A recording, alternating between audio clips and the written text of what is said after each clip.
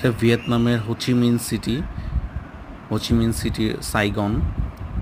তো এখানে একটা বিজনেস ট্রিপে যাওয়া হয়েছিল।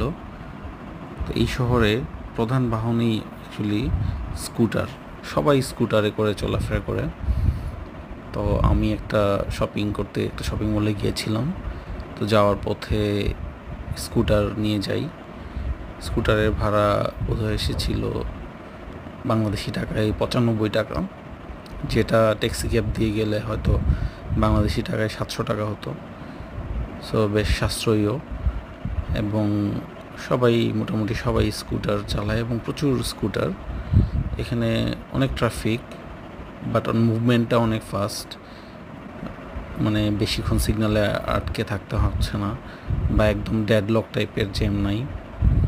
সবাই মুভ করতেছে, অনেক ফাস্ট মুভ করে চলে যাচ্ছে স্কুটারগুলো। স্পিড খুব বেশি না, ৩০ বা ৪০ হবে ম্যাক্সিমাম স্পিড, কিন্তু থেমে নাই কেউ। একটু পরপর সিগন্যাল আছে, বাট সিগন্যালগুলো ক্রস করে আবার চলে যাচ্ছে।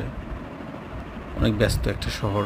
আমাদের ঢাকা শহরে যেমন অনেক জ্যাম থাকে এবং কেউ মুভ করতে পারে না, ব্যাপারটা ওই রকম না।